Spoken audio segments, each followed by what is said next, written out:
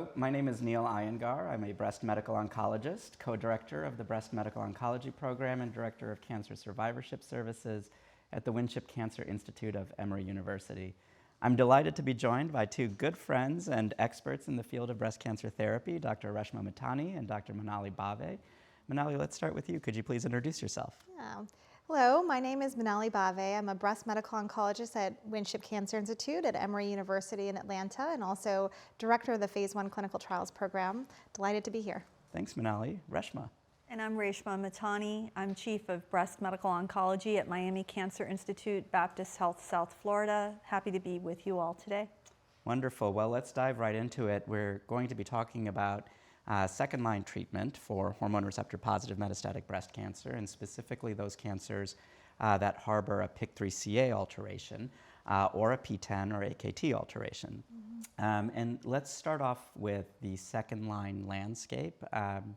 Manali, maybe you could lay out for us how you think about the second line and what the most common patient scenario is entering the second line. So in the second line setting for metastatic hormone positive HER2 negative breast cancer, I am first gathering some data on any biomarkers that may be targetable for that patient. And I'm utilizing both tissue, because oftentimes at time of diagnosis, we are getting a tissue biopsy for confirmation of metastatic disease, for confirmation of receptor status, but I also tend to send that for next generation sequencing as well, predominantly to look for some of those inherent truncal mutations like a PIK3 mutation, just so I have an idea of down the road, potentially targetable options that we have for that patient. And as we discuss some of the toxicities with their PIK3 inhibitors, potentially getting that patient ready for use of those agents in the future. In the second line setting, if a patient has a biomarker that I can target, such as an ESR1 mutation or a PIK3, PTEN or AKT alteration, then I'm selecting those targeted options. Now, which one to use is very much dependent on that patient's disease, their course and response to prior endocrine therapy in the first line setting, their comorbidities for which I might be careful about selecting which agent I'm using next. If they don't have a biomarker, such as an ESR1 or PIK3 mutation, then I'm looking at potentially non-biomarker driven strategies, such as use of a second CDK4/6 inhibitor per the MAINTAIN or post-MONARCH clinical trials, or reaching for our mTOR inhibitor, everolimus, in combination with endocrine therapy. That's great, a very comprehensive overview of the second line approach. I appreciate that.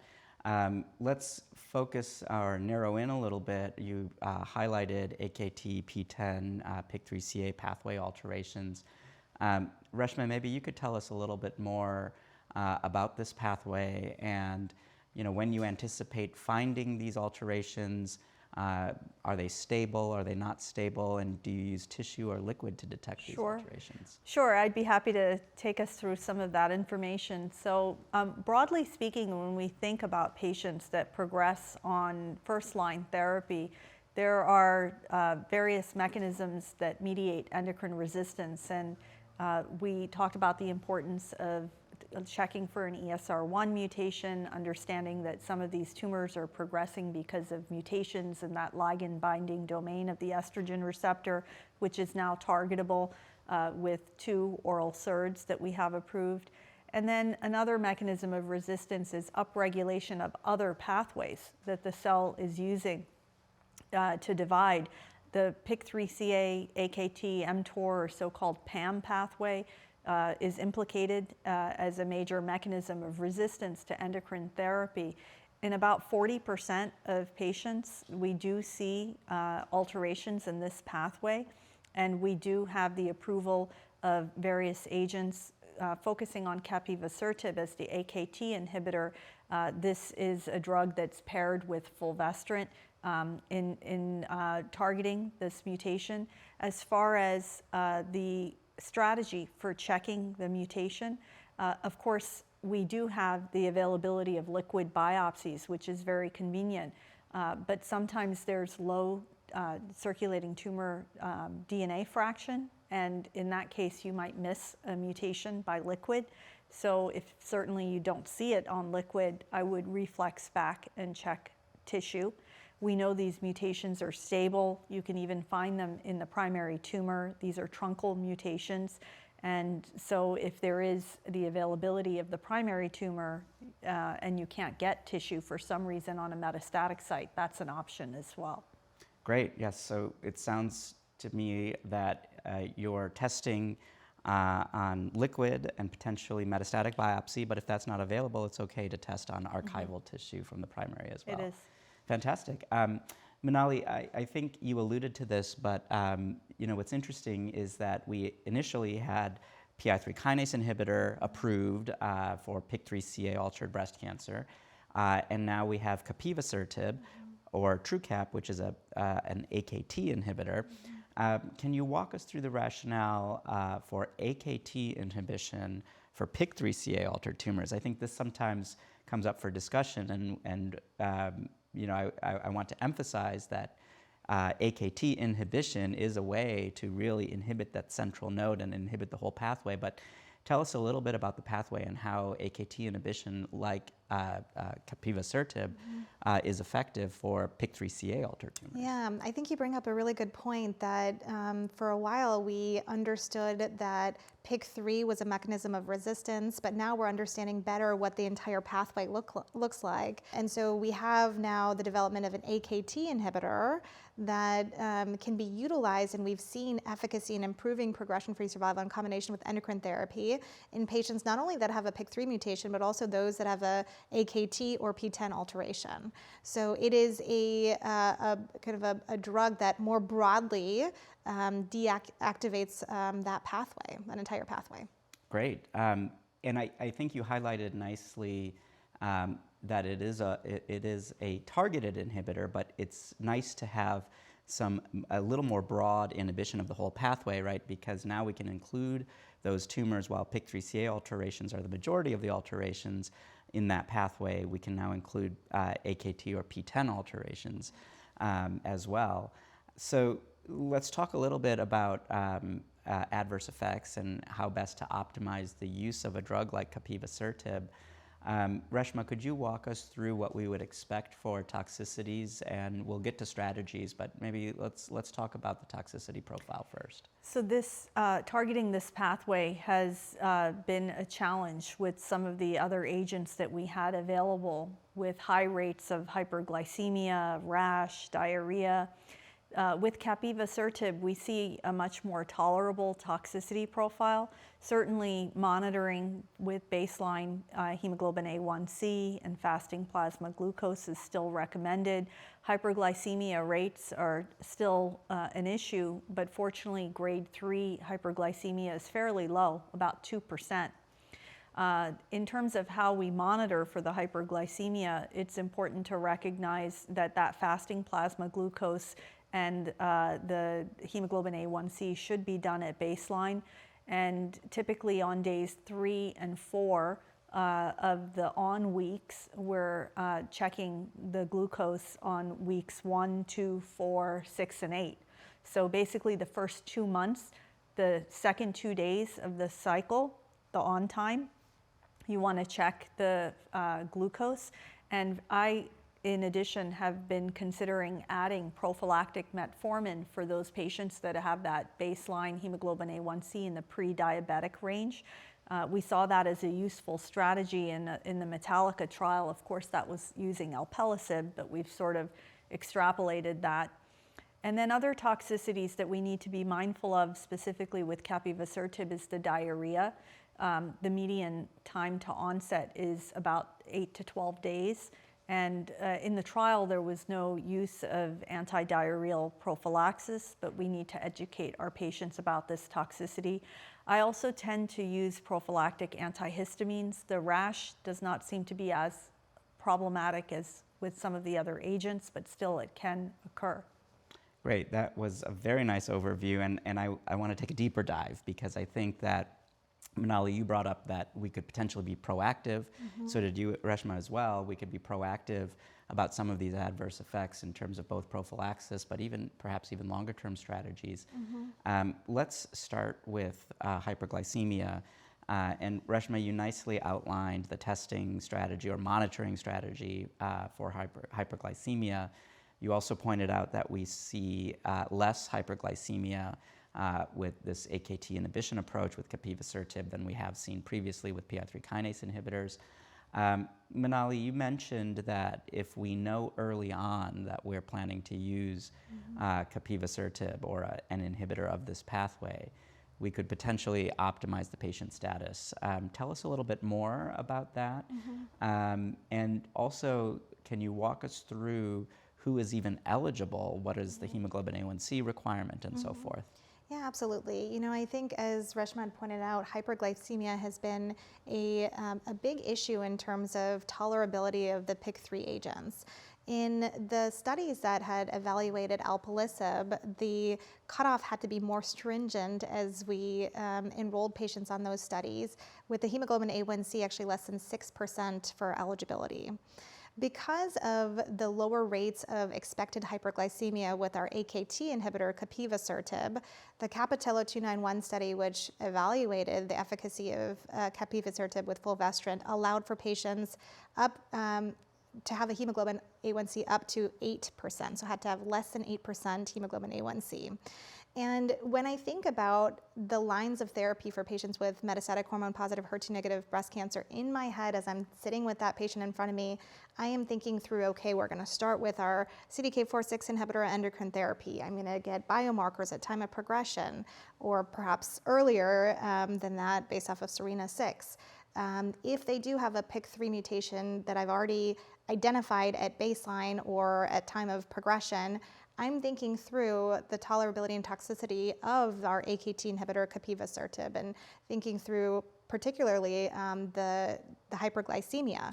So if I see that a patient at baseline has a PIK3 mutation, I oftentimes will get a hemoglobin A1C to assess, and if they are borderline pre-diabetic or perhaps they're newly diabetic, that is a patient who I'm oftentimes consulting with our endocrinology partners to determine if we can help with dietary changes, exercise modification, perhaps anti-hyperglycemics, an earlier start to that, so that at the time that we need to switch to a PIK3 or AKT inhibitor, that patient is in a better place for tolerability purposes. I love that because we have certainly seen that even if you are within the hemoglobin A1C eligibility range, the higher your baseline A1C is, the higher the risk of developing hyperglycemia. And you know, we've published a case, well, more than a case series, a cohort study which looked at off-protocol use predominantly of PI3 kinase inhibitors. And the two major risk factors for hyperglycemia, as you might expect, right, were body mass index elevation as well as a higher baseline level of hemoglobin A1C. So I like that strategy of using that upfront time, maybe while the patient is on first-line therapy, to prepare their glycemic status for AKT or PI3 kinase inhibition. And Reshma, you brought up using metformin, and you know, I think prophylactic metformin is something that we often do consider. Are you using it for all of your patients, and when do you start it? I'm assuming prior or with the AKT inhibitor with Capivasertib. What's your strategy? My typical strategy has been for patients that do meet that pre-diabetes threshold of a hemoglobin A1C of over 5.7, but lower than the diabetes cutoff. I would consider starting it. In those with a BMI over 30, I would consider starting it. But to Manali's point, I think now that we are increasingly using a biomarker-directed approach for the second-line setting, we do have that window of opportunity to optimize glycemic control. And I think our patients are actually very motivated knowing that we are thinking ahead for them. And it's been a useful strategy to get the dietitian involved, engage with our endocrinology partners, and you know, optimize their glycemic control before going into this very effective treatment strategy. Absolutely, and you know, I find that use of extended release metformin is helpful in terms of dosing, just one dose a day, and then a low glycemic diet, as you both outlined, can certainly be helpful. And I think we do this, and you pointed this out at the beginning, Manali, that the rates of hyperglycemia overall were lower in the trial and in general with the use of Capivasertib. So I think we can be very successful at either avoiding or at least attenuating the hyperglycemia from Capivasertib, particularly compared to PI3 kinase inhibition. Let's shift to diarrhea. And Reshma, you had mentioned the diarrhea incidence with Capivasertib, and I think this is one of those adverse effects that tends to be early on and low grade, but it can be serious if we don't anticipate it. Manali, what are your strategies for diarrhea management? Yeah, I think it's being proactive. That's exactly right. I think educating our patients on the timeline in which they might experience diarrhea, educating them on what to do. So I typically tell my patients about antidiarrheal prophylaxis, the importance of utilizing that prophylaxis at time of first diarrheal event and then subsequent diarrheal event, and maximizing agents like loperamide first. I often will discuss the use of Lomotil as well if needed, if they experience more frequency of diarrhea despite the loperamide.